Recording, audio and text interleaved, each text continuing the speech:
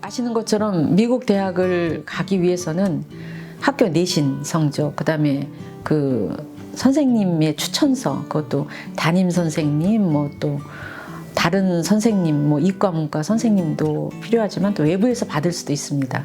그리고 본인이 써야 되는 에세이, 그다음에 학교 성적, 그다음에 그 SAT라고 하는 우리나라의 그 수능과 같은 그런 SAT가 있어야 되고요. 대부분 SAT 점수가 높은 그 아이들은 그 토플 점수 안 내도 돼요. 그래서 그게 면제되는 대학들이 많았고, 그리고 AP라고 해가지고서 대학교 1, 2학년 때 교양 과목으로 듣는 Advanced Placement라고 해서 그 AP 과목을 나는 고등학생이지만 이런 정도의 공부를 해서 준비를 했고 그러니까 소위 말해서 실력 있다라는 걸 보여주는 하나의 그런 방법이기도 하죠. 그래서 그 AP를 8과목, 이과 문과 이렇게 해가지고서 8개인가를 해가지고 왔을 거예요. 뭐 거의 다 만점 맞았고, 그때는 800점 만점을 했는데 해서 하고, 그리고 뭐 이제 포트폴리오라고 해서 자기가 어떠한 뭐 귀 대학에 가면 나는 뭐 이런 사람이니까 날 뽑아달라 보여줄 수 있는 그 많은 것들이 있잖아요. 뭐 그런 거 해가지고 자소서 같은 건가요? 그렇죠. 네, 네. 그런 거를 해서 가는 것이 이제 대학을 입학하는 방법이고요. 그래서 학교 생활을 전체적으로 담아내는 것이 이제 그 학년마다 배우는 그 내신 성적, 그 내신 성적이고, 내신 성적이 좋았죠. 좋았을 것 같습니다. 네, 1등 했다고 하니까 좋았겠죠. 2년 만에 맞췄으면 뭐. 네, 그것도 이제 플러스 요인이 돼요. 왜냐하면 꼭 그렇지는 않은데 내가 3년 할 걸 2년 만에 했다 그러면 공부는 좀 잘한다고 보여질 수 있죠. 그렇지만 원희가 이제 나중에 대학을 이제 미국 대학 그 하버드에 가서 한 얘기가 뭐가 있냐면, 내가 3년을 공부해도 사실 미국 대학을 가는 데는 정말로 공부해야 될 것이 많은데 너무 짧게 준비를 했다, 이런 얘기를 하더라고요. 그만큼 충분하게 준비를 못한 거. 그래서 이제 후배들이 뭐 조기 졸업하니까 뭐가 좋아요, 뭐 이런 거를 물으면 자기는 그냥 큰 적이 없으면 충분히 준비하는 것이 좋을 것 같다. 정상적인 과정으로. 네, 그렇게 얘기를 하더라고요. 그래서 얘가 이제 민사고 시절, 그다음에 대학교 시절, 대학원 시절 어느 때가 가장 힘들었냐라고 물어보면 대학교 1학년이라고 얘기를 해요. 왜냐? 자기가 대학을 왔을 때 편안하게 즐길 수 있을 정도의 그 준비를 그러니까 너무 짧게 했다. 그래서 대학교 1학년 때는 막 이 수업 들어가 보고 저 수업 들어가 보니까는 막 충격적인 것이 너무 많았대요.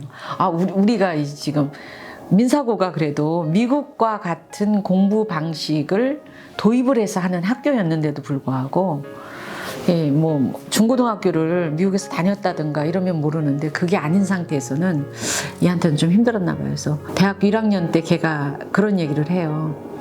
시험을 보는데 이렇게 뭐 월요일 날 보고 뭐 수요일 날 보고 그다음에 뭐 이렇게 며칠 이렇게 나눠서 보잖아요.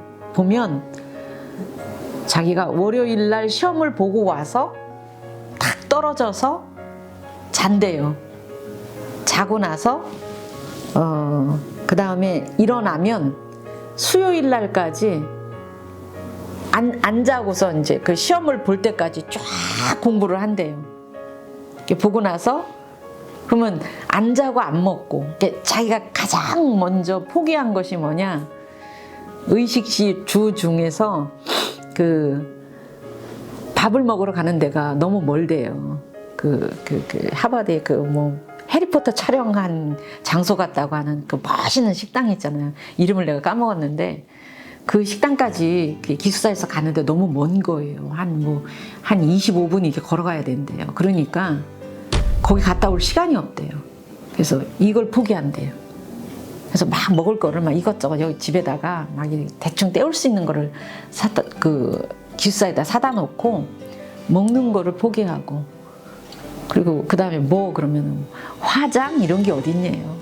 화장 이런 것도 없고, 그 다음에 공부하느라고 그다음 잠을 포기하고 뭐 이렇게 살았다고 하더라. 개인 생활이 없었겠네요. 1학년 때는 얘가 정말 힘들었다고 그러더라고요. 하루는 아팠는데 저하고 연락이 안 돼요. 전화도 안 되고 이게 안 되는 거예요. 그러니까 심지어는 물론 우리하고 시차도 있지만 그 시차를 배려해서 제가 전화를 하죠.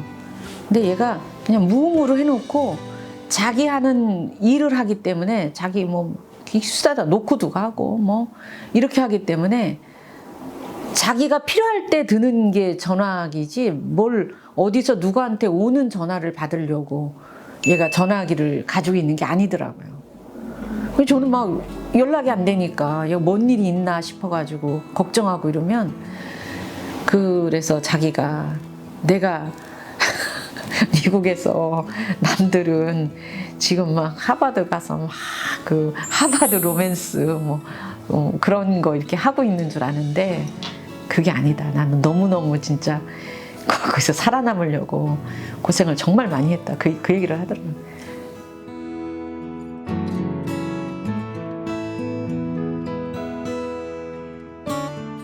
걔는 사실은 저희한테 저 프린스턴을 가겠다고 했어요.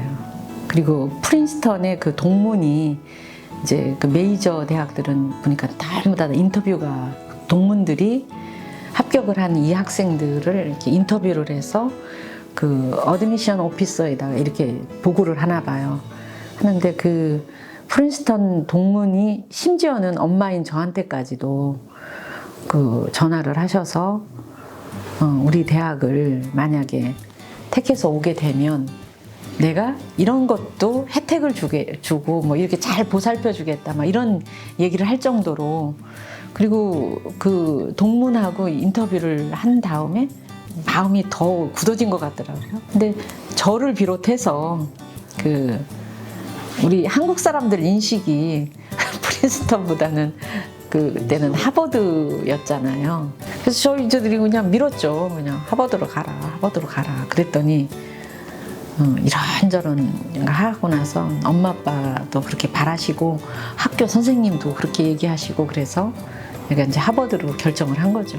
네.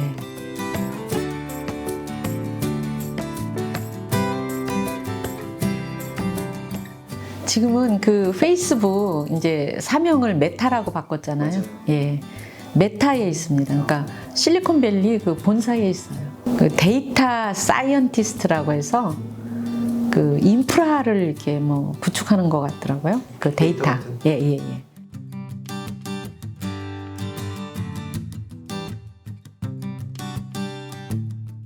저 민족사관고등학교의 모기업이라고 할까? 그것이 파스테르 우유였잖아요. 그런데 결국은 파스테르 우유가 어디더라? 어디에 인수합병이 된 걸로 알고 있고,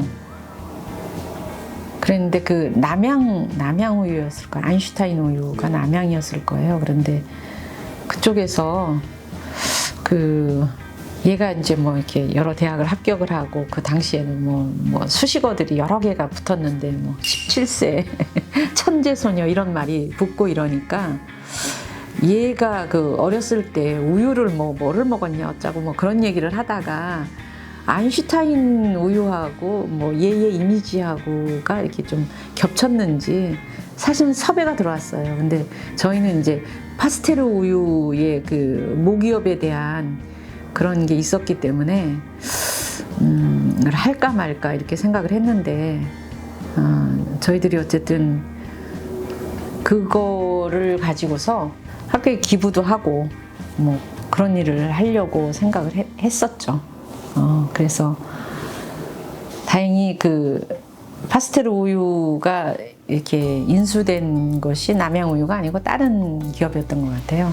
다른 기업이었고, 그래서 별로 이렇게 연관성이 없고, 그 CF를 하고 나서 뭐라 그럴까요? 얘가 이런저런 그 좋은 점도 있었지만 또 나쁜 점도 있었어요. 별별 사람들이 정말 다 있더라고요.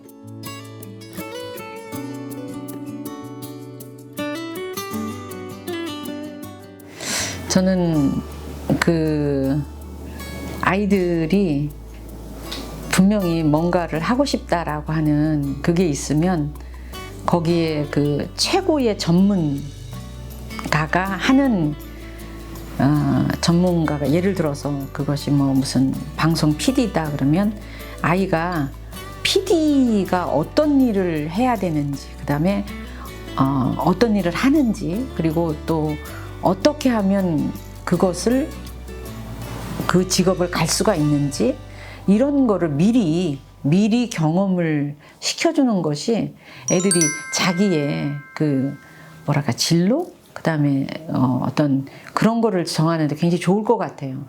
그런 PD가 있는데 그 PD가 대부분 어느 정도의 학력 이런 거를 갖추고 있더라라고 하면 그럼 내가 그 대학에서 그것을 가려면 이렇게 공부를 해야 되겠구나 이런 걸 좀 배울 거 아니에요. 그래서 그런 식으로 저는 좀 조언을 하고 싶고요. 아이가 잘하는 거다. 그런 거는 그냥 격려해주고 말려도 그거는 해요. 그런데 못하는 거다. 근데 이 성적에 지대한 영향을 미치는 과목이다. 그러면 그거는 부모가 좀 보충을 해줘야 된다고 생각해요. 때에 따라서는 뭐 학원도 보내야 될 테고 때에 따라서는 어떤 과외가 있으면 그런 튜터도 붙여야 된다고 생각을 해서 그건 도와줘야 된다 이렇게 생각을 하고요. 결국엔 보니까 본인이 그 전공했다고 해서 그대로 살고 있는 사람이 전 세계적으로 몇 사람이나 될까 싶어요.